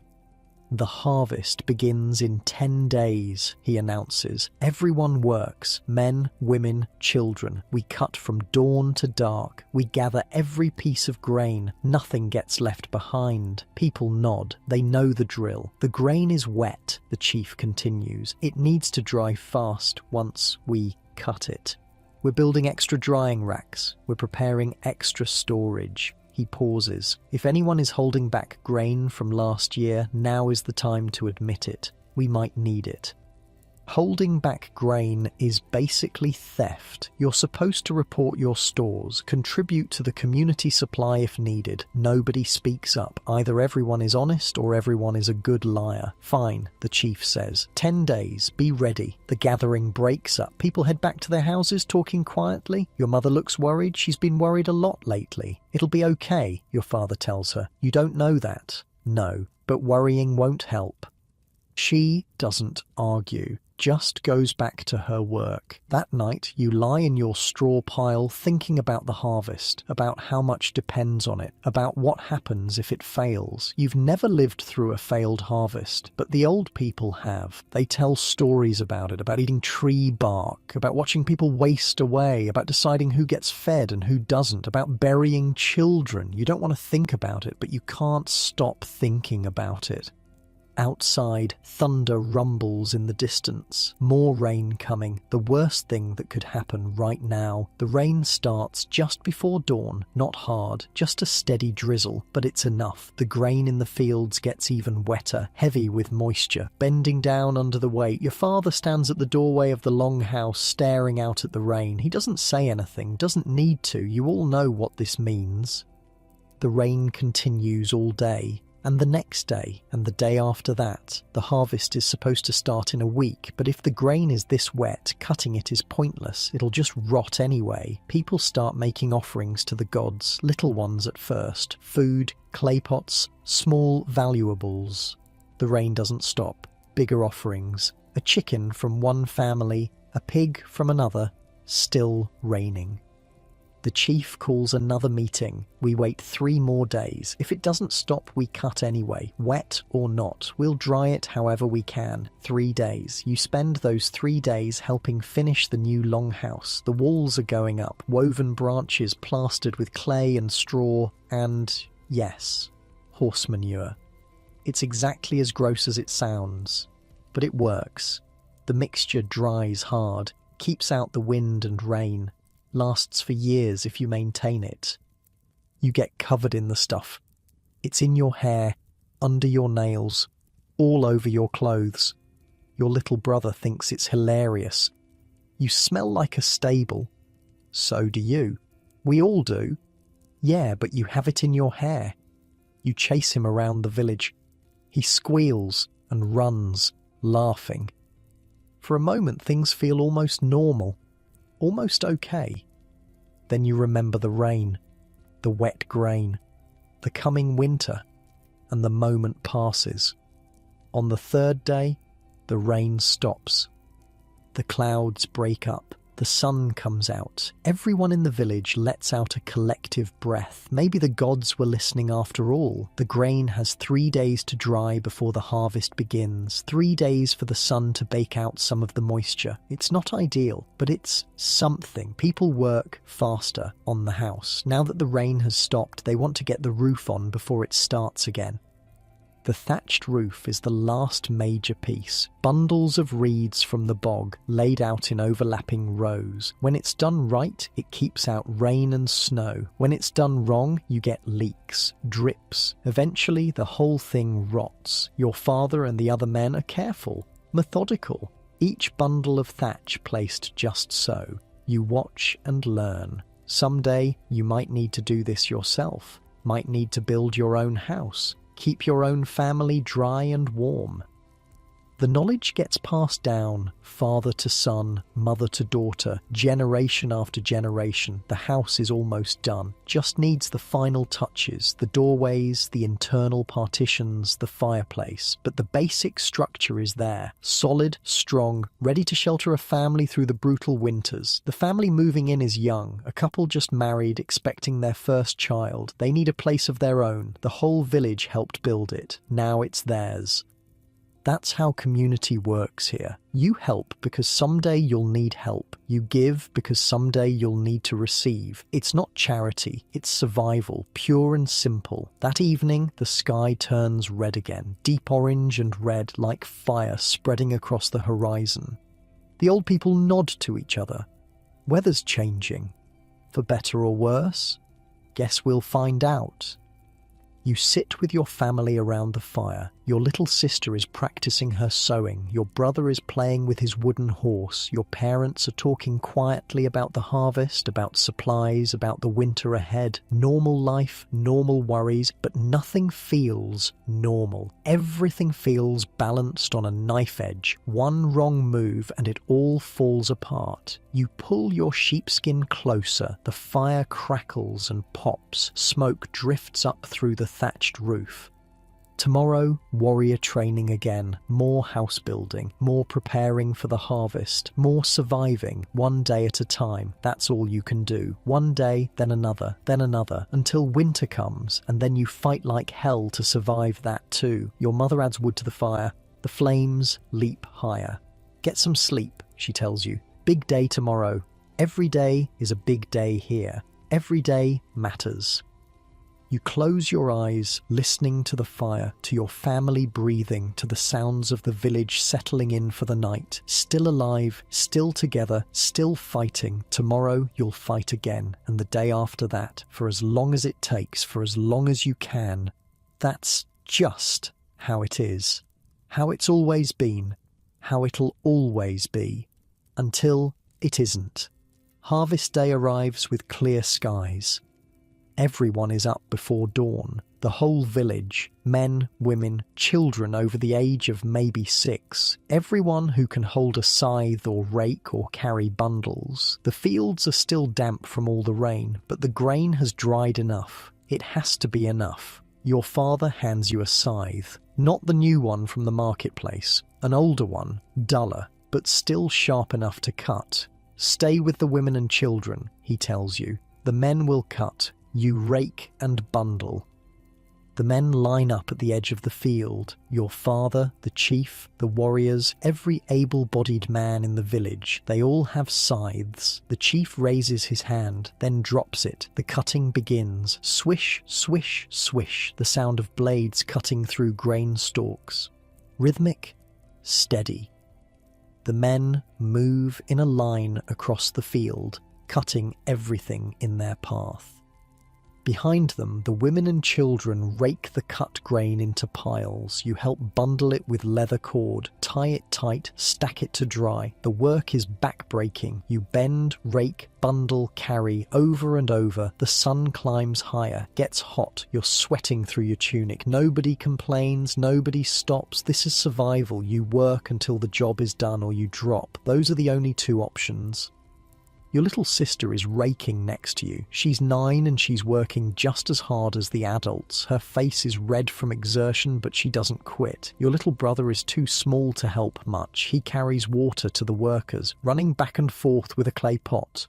His job is important too. By midday, maybe a third of the field is cut. The grain is bundled and stacked. It needs to dry in the sun before it can be stored. Looking good, one of the men says during the break. Don't say that, another warns. You'll jinx it. Superstition runs deep here. You don't celebrate until the work is completely done. You don't count your grain until it's safely stored. You don't tempt the gods by assuming success. You eat a quick meal, bread, water, back to work. The afternoon stretches on forever. Your back screams. Your hands are raw from the rope. Blisters on top of blisters, but you keep going. The men's movements with the scythes are almost hypnotic. Swish, swish, swish. They've been doing this their whole lives. They move in perfect rhythm, no wasted motion, pure efficiency. Your father's face is set in concentration. He's not the strongest man, not the biggest, but he's steady, reliable. He'll keep cutting long after younger men have tired out. By evening, half the field is done, maybe more. The cut grain is bundled and drying. Good day's work, the chief says. Same time tomorrow. Everyone trudges home exhausted. You can barely lift your arms. Your whole body is one giant ache. Your mother has soup ready, just vegetables and grain boiled together, but it's hot and filling. You eat 3 bowls. The grain looks good, she says to your father. He grunts, non-committal, doesn't want to jinx it. That night you collapse on your straw pile and sleep like you're dead, dreamless, complete exhaustion. The next day is the same, and the day after that. Cut, rake, bundle, carry, dawn to dark, every day. Your hands develop calluses on top of the blisters. Your back stops screaming and just settles into a constant dull ache. On the 4th day, the field is done. Every stalk cut, every bundle tied, mountains of grain drying in the sun. The chief walks the field, inspecting, making sure nothing was missed, nothing wasted. He nods, satisfied. Good work. People allow themselves small smiles, small nods, but nobody celebrates. Not yet. The grain needs to dry completely. Then it needs to be threshed to separate the grain from the stalks, then winnowed to remove the chaff, then stored properly. So much work still to do.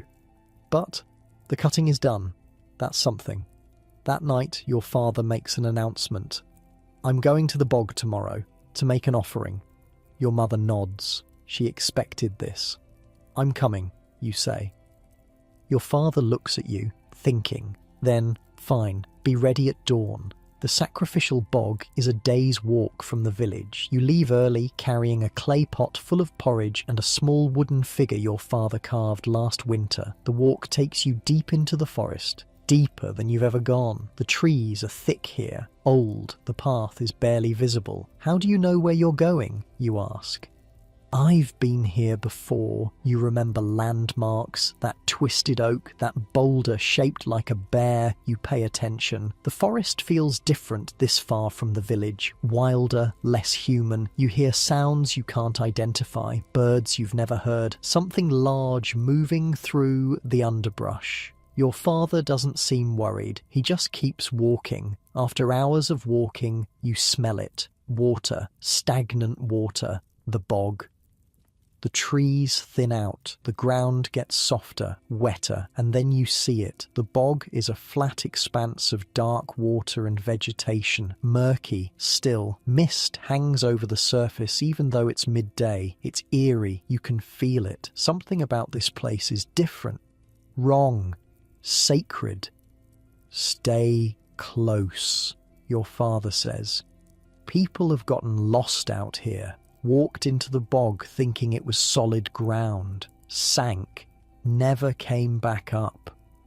There are markers placed around the safe areas, stones, wooden posts, showing where you can walk. Your father leads you to a spot near the water's edge. There are remnants of old offerings here, broken clay pots, bits of cloth, animal bones. "This is where the gods live?" you ask. "This is where we come to speak to them. Whether they live here or just listen here, I don't know." He sets down the pot of porridge, places the wooden figure next to it.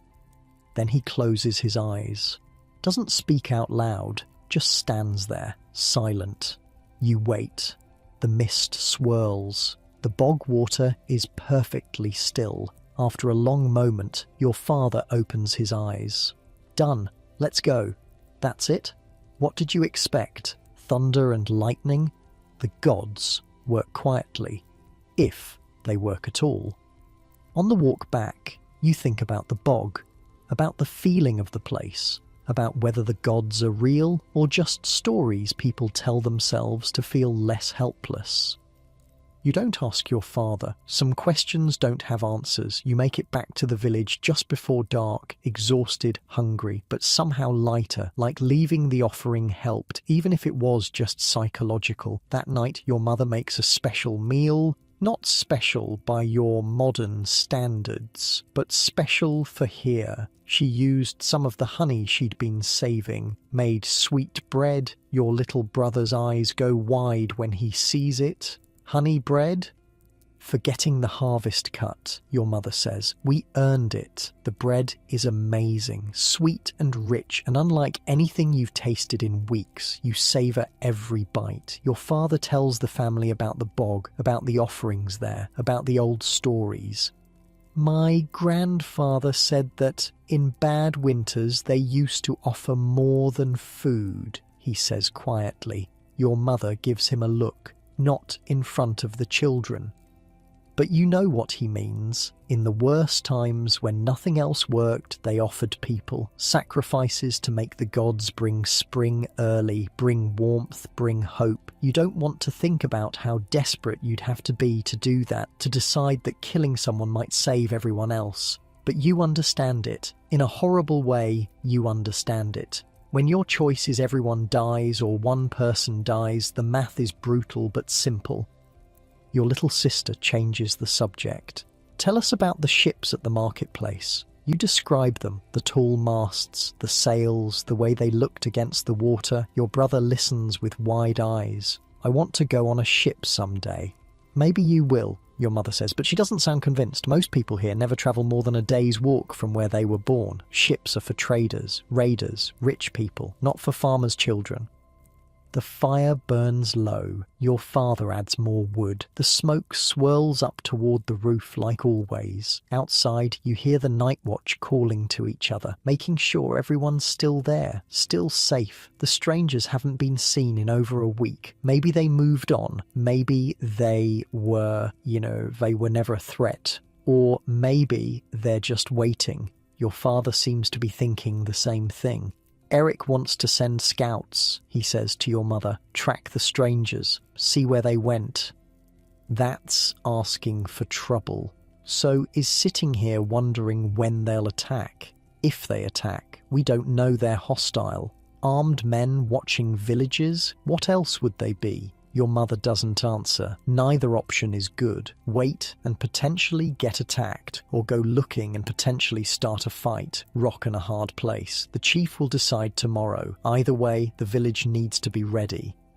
You lie in your straw pile that night, thinking about the bog, about the offerings, about the strangers, about how fragile everything is, how one bad harvest, one raid, one angry god could end everything. But you're still here, still alive. The harvest was cut. The grain is drying.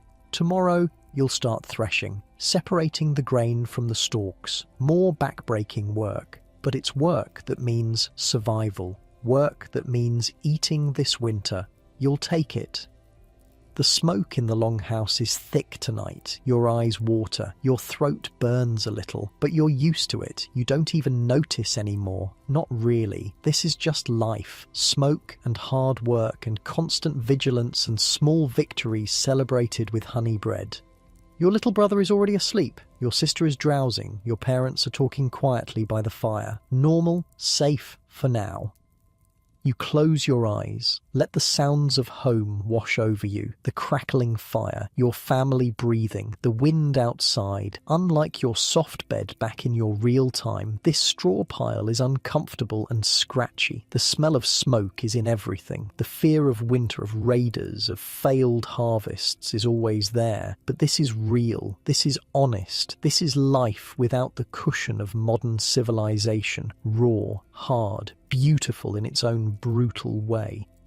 You're learning what it really means to survive, what it costs, what it takes. And tomorrow you'll learn more. You'll work more, fight more, survive more. One day at a time. That's all anyone can do. One day, then another, until you can't anymore. Your breathing slows. Your body relaxes into the straw. The fire dims. The house darkens. The village settles into sleep. Still alive, still fighting, still here for one more night, and tomorrow you'll fight for one more day.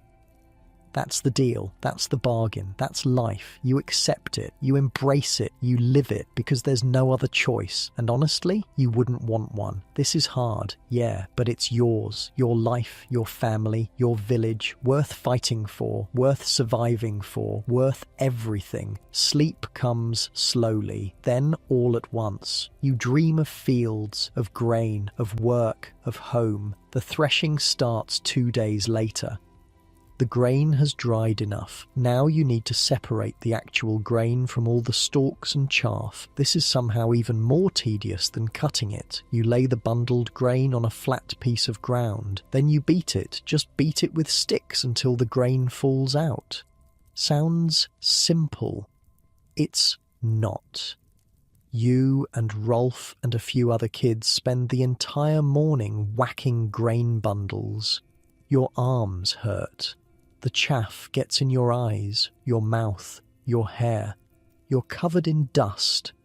This is the worst, Rolf mutters. Better than starving. Yeah, still the worst. The grain that falls out gets collected in baskets. Later, someone will winnow it, toss it in the air so the wind blows away the chaff and the heavier grain falls back down.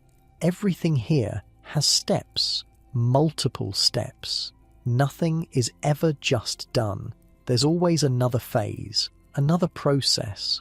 By afternoon, you've threshed maybe a quarter of what needs doing. This is going to take days, maybe weeks. But at least the work is rhythmic, almost meditative. Whack, whack, whack, collect the grain, repeat. Your mind wanders. You think about the bog, about the still water and the mist, about whether your father's offering made any difference. You think about the strangers, about whether they're still out there, watching. You think about winter, about whether the grain you're threshing right now will be enough.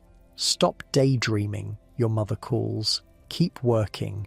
Right, back to it. Whack, whack, whack. The women are winnowing the grain you've already threshed, tossing it into the air. The chaff blows away in the breeze. The grain falls into large clay pots. Those pots will be sealed and stored, kept in the long houses along the walls. That grain is life. That grain is winter survival. Your little sister is helping with the winnowing. She tosses the grain, watches it fall. She's getting good at it. The motion becomes natural for her. Your little brother, meanwhile, has found a patch of dirt and is making mud pies. He's supposed to be helping, but nobody has the energy to yell at him right now. He's 5. Let him play while he still can. The chief walks through the working area, observing, making sure everything is going smoothly, making sure nothing is wasted. He stops near your father. They talk in low voices. You can't hear what they're saying, but your father's face is serious, probably about the strangers. Later, after the workday ends, the chief calls a meeting. Again, 3rd one this month. Everyone gathers in the centre of the village, tired, dirty, ready for dinner. But this is important. The chief stands where everyone can see him. The scouts found tracks, 2 riders heading north. Away from here, people murmur, relief mostly. They're gone? Someone asks. For now, could come back, could be scouting a route for a larger force. We don't know. The relief fades a bit. We stay alert, the chief continues. Watch stays doubled. Everyone keeps weapons close, but we're not hunting them. Not yet. Eric, the warrior trainer, looks disappointed. He wanted action, wanted to track them down. But the chief is being smart. Don't start a fight you don't have to fight. Save your energy for defending, not attacking. The meeting ends. People disperse, heading home for dinner and rest. Your family eats together like always. Bread, some dried fish, a bit of the precious cheese. The meal is quiet. Everyone's tired. Your father looks thoughtful. The tracks could mean anything. They're gone. That's good, your mother says. Or they know exactly where we are now. They're reporting back. Your mother doesn't argue. He might be right, but worrying won't change anything. So you eat, you rest, you prepare for tomorrow's work. After dinner, your family sits around the fire. This is the peaceful part of the day. The work is done, the house is warm, the fire is bright. Your father carves while he sits, working on a new wooden cup. He shapes it slowly, carefully, shaving off thin curls of wood with his knife. Your mother is mending clothes. There's always something that needs mending. A tear here, a worn spot there. She sews in the firelight, her needle moving in steady rhythm. Your sister is practicing her letters, sort of. There's no formal alphabet here, but your father is teaching her the basics. How to make marks that mean things, how to keep simple counts. Most people can't read or write, but knowing even a little can be useful. For keeping track of supplies, for marking property, for remembering. Your little brother is already asleep in his corner, sprawled out like he owns the place, dead to the world. The fire crackles, smoke drifts upward. The long house feels cozy tonight, safe. Tell us about the old battles, your sister says to your father. He glances at her. Again, I've told you those stories 100 times. I like them. He sighs, but you can tell he's not really annoyed. He likes telling the stories too. All right. Which one? The one where grandfather fought the chief from across the fjord. Your father sets down his carving, settles back against the wall. All right. So this was before I was born. My father was young then, maybe 20. There was a dispute over fishing rights. Someone's nets got cut. Someone's boat got damaged. Who started it, you ask? Nobody knows. Everybody claims the other side started it. Doesn't really matter. Once it started, it escalated. He pokes at the fire with a stick. The two chiefs agreed to settle it with a fight. 10 warriors each side meet in a field. Last side standing wins. How many died? Your sister asks. 6 men total, 3 from each side. My father took a spear to the shoulder but survived. Healed up, still had the scar when he died. Who won? Neither side, really. After 6 men were dead, the chiefs called it off, drew new boundaries for the fishing areas. Split it fair. Went home. 6 men died for nothing, you ask? 6 men died because nobody wanted to back down. Pride kills, son. Remember that. The fire pops. Sparks drift upward. Your mother adds her own story about the winter when she was a girl, when the harvest failed and food ran low. We ate once a day, she says. Maybe thin soup, mostly water with a few vegetables, bread if we were lucky. How long did it last? Your sister asks quietly. 3 months. From midwinter to early spring. People got thin, weak. 2 of the old folks died. Some children too. She doesn't say how many children. You don't ask. But we survived, she continues. Spring came. The new crops grew. We made it through. Barely, your father adds. Barely still counts. They sit in silence for a moment, remembering, being grateful for this year's harvest, hoping it's enough. The old people always say the same thing. Hope for the best, prepare for the worst, take nothing for granted. Your father goes back to his carving. The wooden cup is taking shape, smooth, even. He's good at this. What will you do with it, you ask?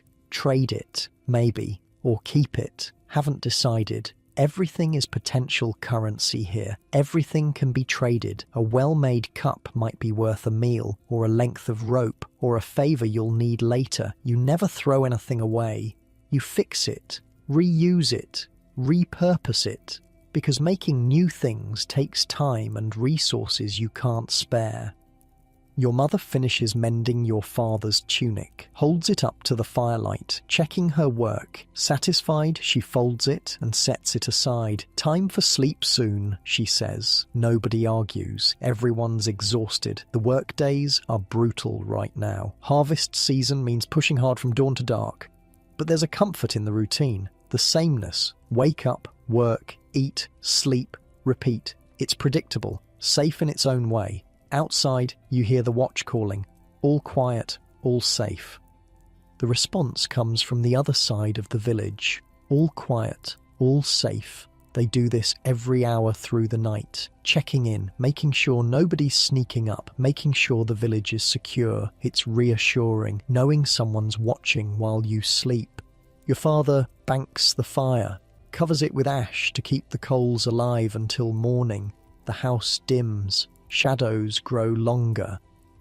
You settle into your straw pile, the usual discomfort, the usual smell, but it's familiar now, almost comfortable in a weird way. Your sister yawns. Your mother blows out the small oil lamp she'd been using for her mending work. Darkness settles over the long house.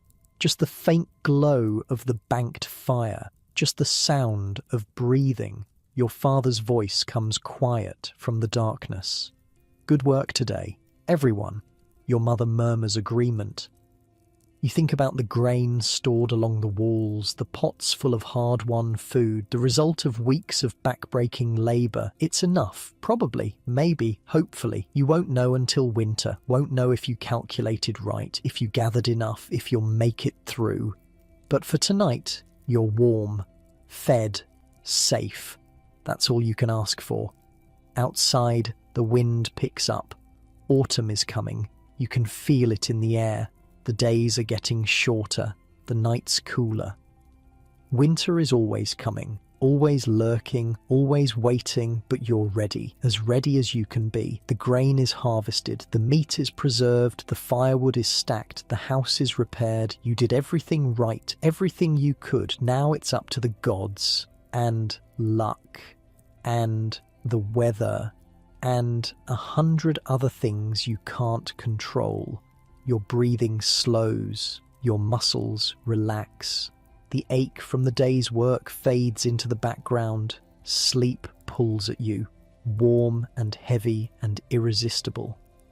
The last thing you hear is your father's quiet breathing, steady, calm, the sound of someone who's done this 1,000 times, who knows how to survive, who'll teach you everything he knows. You're lucky, luckier than you realize. You have family, shelter, food, knowledge. You have a fighting chance. That's all anyone gets here, a fighting chance. You take it, you live it, you survive it, one day at a time, one night at a time, just like this. The darkness is complete now, the fire just barely glowing, the smoke hanging thick in the air. But you don't notice. You're already drifting, already falling into sleep. Tomorrow will bring more work, more threshing, more winnowing, more preparing. But tomorrow is tomorrow. Tonight you rest. Tonight you're safe. Tonight you're home. And that's enough. More than enough. Everything you need. Your eyes close. Your breathing deepens. The village sleeps around you, 40 people in their long houses, all surviving together, all fighting together, all making it work somehow, against all odds. You sleep deep and dreamless, the sleep of the exhausted, the sleep of the grateful, the sleep of the survivor. And outside, the watch keeps calling, all quiet, all safe, all through the night, protecting, watching, guarding, while you sleep, while you rest, while you gather strength for tomorrow, for winter, for whatever comes next. The fire dims, the night deepens, the village rests, still alive, still fighting, still here. The grain is finally stored, every last kernel, sealed in clay pots, lined up along the walls of every long house in the village, heavy pots that represent months of survival. You stand back and look at them, dozens of pots, full of grain, food for the winter. It's done. Your father stands next to you, also looking. He doesn't say anything, just nods once, satisfied. Your mother runs her hand along the top of one pot, like she's making sure it's real, that it's actually there. Enough? You ask quietly. We'll find out, your father says, but he doesn't sound worried, just realistic. The harvest is in, the work is done. Now comes the waiting, the winter, the test. But for today, there's a kind of peace, a completion. The village feels different tonight. Lighter somehow, like everyone is breathing easier. The chief calls a gathering, not a meeting this time, just a gathering. The whole village in the centre as the sun sets. We did well, the chief says, simple words, but they carry weight. The harvest is in, we're prepared, we survived another year. People nod. Quiet satisfaction, no cheering, no celebration, just acknowledgement. Tomorrow we rest. The chief continues. One day, no work, just rest. This gets a reaction. People smile. A full day of rest is rare, almost unheard of. We earned it, the chief says. Enjoy it. The gathering breaks up slowly, people talking quietly, making plans for tomorrow's rest, what they'll do with a whole day of nothing. Your family heads back to the long house. Your little brother is practically bouncing. A whole day? Really? Really? Your mother confirms. Can I play all day? You can play all day. He runs ahead, already planning elaborate games with his wooden horse. That night, dinner feels different, special. Your mother makes a proper stew, uses some of the preserved beef, adds vegetables from the garden, seasons it with herbs she's been saving. It smells amazing, tastes even better. You eat slowly, savouring it. This might be the last good meal before winter rations start, before you're counting every bite, stretching supplies. But tonight, you eat well, you enjoy it.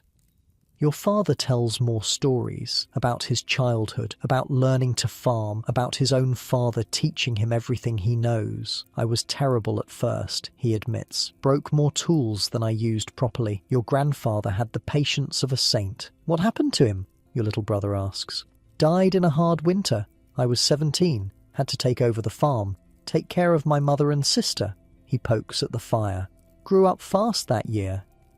Your mother adds her own memories about learning to weave, to cook, to preserve food, skills passed down from her mother. I thought I knew everything, she says. Then I got married, moved here, realized I knew nothing. You figured it out, your father says. We figured it out. Together. They look at each other across the fire. A quiet moment. Years of partnership, survival, building a life.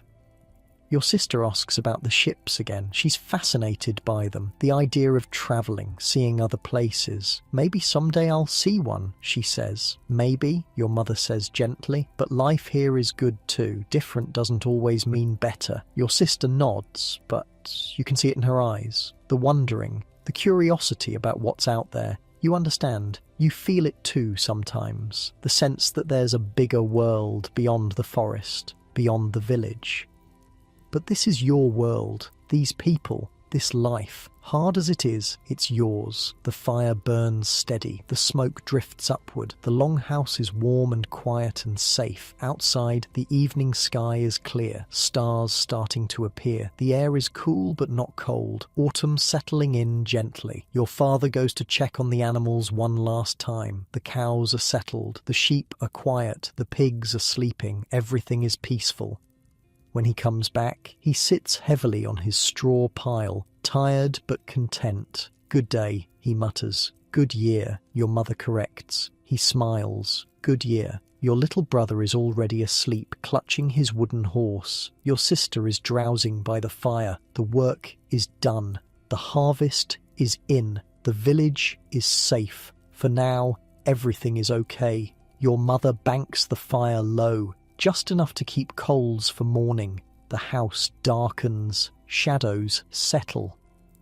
You lie in your straw pile, feeling the familiar poke of stems, smelling the familiar smoke, hearing the familiar sounds of your family settling in for sleep. It's not comfortable by modern standards, not soft, not clean, not easy, but it's home. And after everything you've learned, everything you've done, everything you've survived, you understand what home really means. It's not about comfort, not about convenience. It's about people, family, community, working together to survive, supporting each other through the hard times. It's about knowing your place, your role, your value. It's about being part of something bigger than yourself. The village sleeps around you, 40 people in their longhouses, each family with their own struggles, their own stories, their own survival, but all connected, all working together, all making it work. You think about your real bed, your real time, the soft mattress, the clean sheets, the climate control, the refrigerator full of food, the grocery stores, the hospitals, the safety, all the things you take for granted, all the things that make life easy, and you feel a wave of gratitude, deep and overwhelming, for everything you have, everything that makes survival automatic rather than a daily struggle. But you also feel something else, respect, deep respect for these people, for this life, for what it takes to survive without all those modern conveniences. They're not less than you. They're not primitive or backwards. They're survivors, warriors, experts in a way of life that demands everything from them. They work harder in a day than most modern people work in a week. They know skills that are lost to time. They understand nature in ways you never could.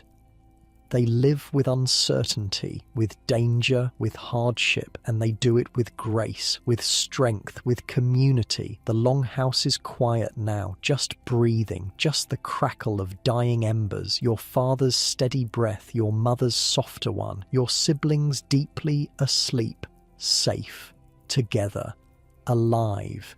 You've learned so much about work, about survival, about what it really takes to live when nothing is guaranteed, about the value of food, of shelter, of family, about the strength it takes to face each day knowing it might not go well and doing it anyway because you have to, because that's life. The straw beneath you doesn't feel as uncomfortable anymore. Your body has adapted, gotten used to it. The smoke doesn't burn your throat as much. You breathe it without thinking. The cold doesn't bother you like it did at first. You've learned to conserve warmth, to wrap yourself right, to settle in. You've adapted.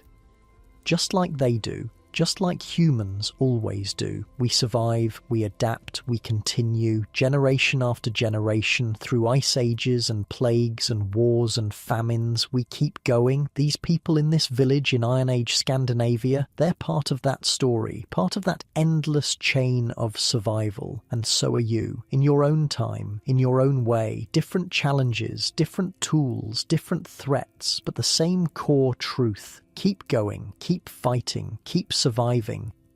Your breathing slows, deepens, your muscles relax completely. The warmth from the fire, even banked low, surrounds you, holds you. Outside, the watch calls one last time. All quiet, all safe. The response echoes back. All quiet, all safe. And it is, for tonight, for this moment. All quiet, all safe. Your family breathing around you. The village sleeping peacefully, the harvest stored, the preparations complete, ready for whatever comes, together, strong, alive. Your eyes grow heavy. The darkness is complete and comfortable now. Not scary, just peaceful, just rest. You've earned it. The village has earned it. All that work, all that effort, all that survival. Tomorrow you'll rest, really rest, play, laugh, enjoy being alive. But tonight you sleep, deep, peaceful, grateful for this life, this experience, this understanding, for the knowledge of what survival really means, what it costs, what it takes. For the appreciation of everything you have in your real time, every convenience, every safety, every comfort. You'll never take them for granted again. You'll never forget what you learned here, the value of work, of community, of resilience, of home. Your breathing matches your father's now, slow, steady, the rhythm of sleep. The fire glows faintly, the smoke drifts, the village rests, and you rest with it, part of it, connected to it. Learning from it. These people, this life, this harsh, beautiful, honest existence, you understand now, you really understand, and as you drift off to sleep, surrounded by the warmth of family and home, you carry that understanding with you, into dreams, into rest, into the peaceful darkness, safe, warm, together, just as it should be, just as it's always been, just as it will always be. People surviving together against the odds, finding moments of peace, of joy, of rest, in between the hard work, the struggle, the fight. These moments matter, these peaceful evenings, these quiet nights, they're what you're fighting for, what you're surviving for, not just to stay alive, but to live, to have these moments, these connections, this peace. And now, in your own warm bed, in your own safe home, you can rest too. Let the story of Iron Age Scandinavia fade gently into your dreams. Let yourself drift into peaceful, grateful sleep, knowing that whatever challenges tomorrow brings, you're ready for them. Just like Bjorn and his family. One day at a time. One peaceful night at a time. Sleep well. The last of the grain gets stored 3 weeks later. Every pot is filled, every bundle accounted for. The village has enough, probably enough. You hope it's enough. The chief does a final count, walking from house to house, checking stores, making notes on a piece of bark with charcoal marks. When he's done, he calls one last meeting. We have food for winter, he announces. Not plenty, but enough, if we're careful, if we ration. People nod. Careful, they can do. Rationing, they understand.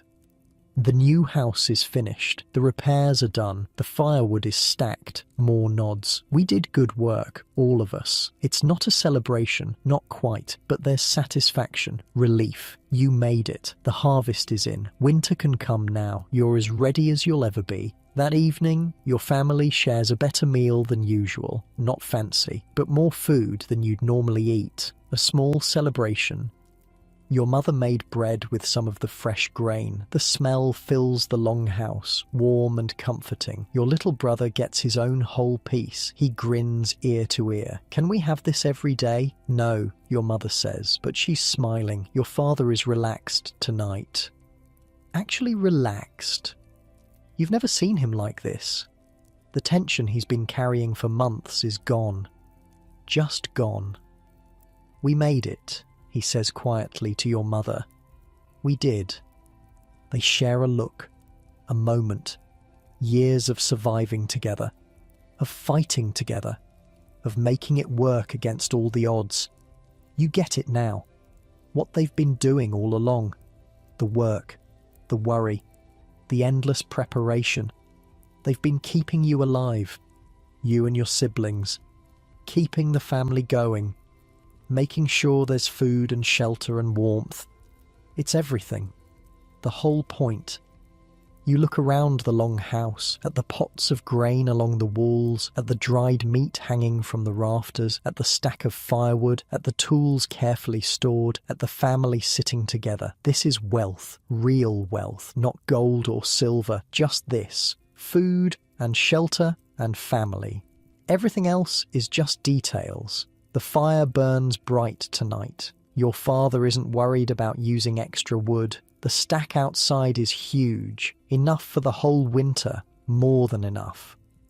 The smoke rises through the thatched roof like always. You barely notice it anymore. It's just part of the air you breathe. Your sister is weaving at the loom. She's gotten good. The cloth she's making is even and tight. She'll make a good wife someday. Know all the skills she needs.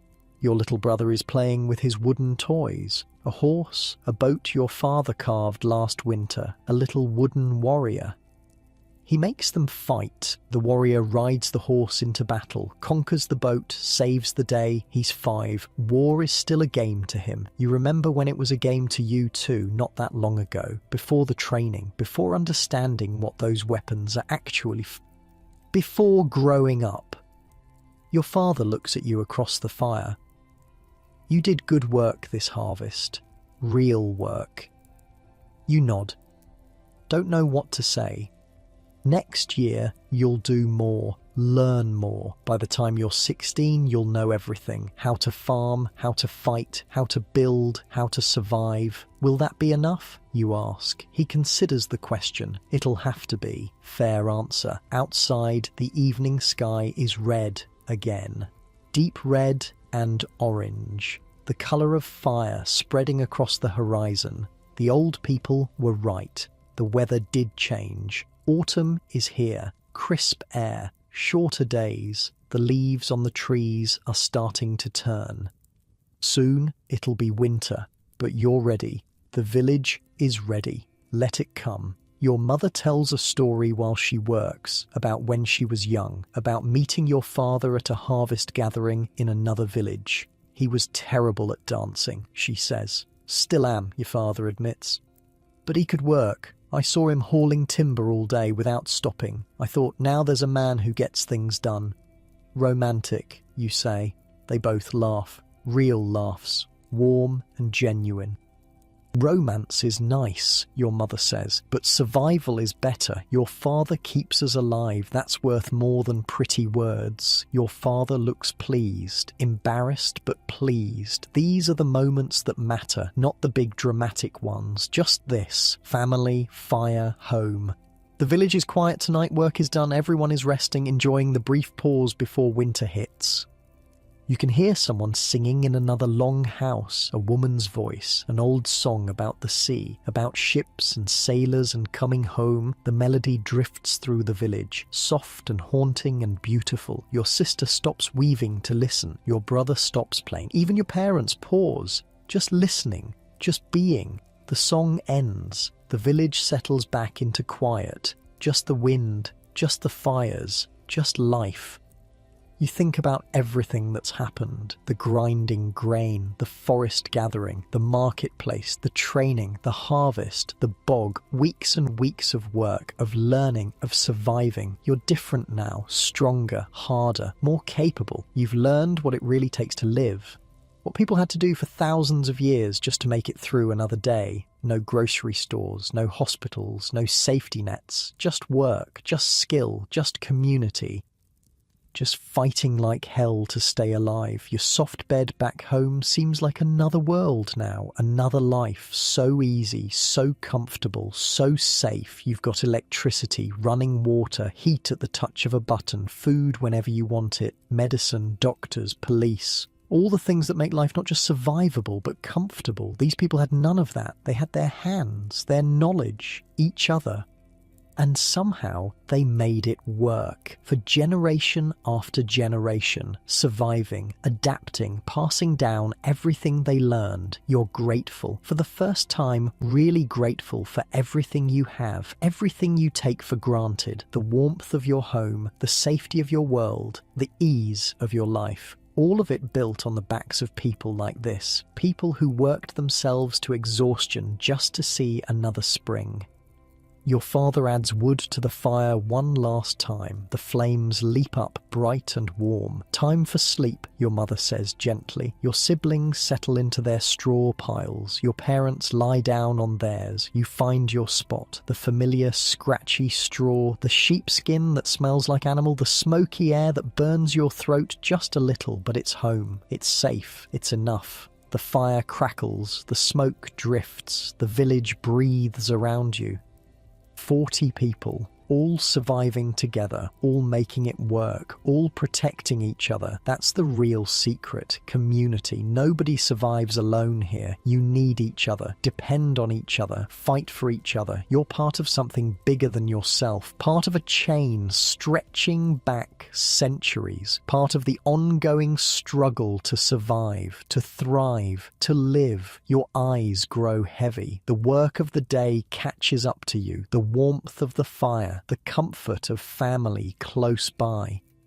The longhouse stands like a protective shelter over you, over everyone, keeping out the cold, keeping out the dark, keeping everyone safe. The warmth and light from the fireplace keeps the evil spirits at bay, keeps the unknown at a distance, provides comfort in a hard world. Outside, the red evening sky fades to darkness. Stars appear, cold and distant and beautiful. Tomorrow will bring new work, always new work, but tonight you rest. Tonight you're grateful for the harvest, for your family, for surviving another season, for everything you've learned, everything you've become. You're not the same person who woke up in this longhouse weeks ago. You're stronger now, more capable, more aware of what life really costs. And back in your real bed, in your real time, you'll carry this with you, this understanding, this appreciation, this knowledge of what survival really means.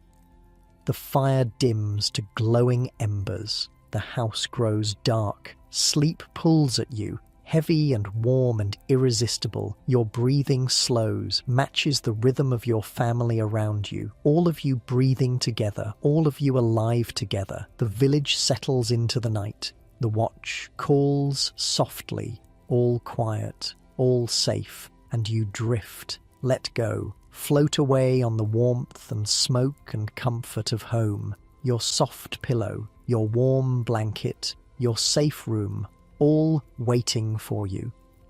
But for now, you're here, in the Iron Age, in Scandinavia, 2,000 years ago, living, learning, surviving, one more night, one more breath, one more moment of peace, the straw beneath you, the sheep's skin over you, the smoke in your lungs, the fire in your heart, all of it fading now, fading into sleep, into darkness, into rest. You've earned this peace, this comfort, this moment of safety. You fought for it, worked for it, survived for it, and now you rest. Deep and peaceful, warm and safe. Let the Iron Age fade, let the struggle fade, let everything fade except the warmth and the comfort and the peace. You're safe now, you're home. Both homes, both times, both worlds, and you can rest, Finally rest. Let your breathing slow and deepen. Let your body relax completely. Let sleep take you wherever it wants to go. The harvest is done. The work is done. Winter can wait. Tonight you sleep deep and dreamless and perfect, warm and safe and loved. Just like you are right now, in your actual bed, in your actual home, in your actual life. So comfortable, so safe, so peaceful. Let yourself drift away now, into sleep, into dreams, into rest. You've earned it. You deserve it. Sleep well.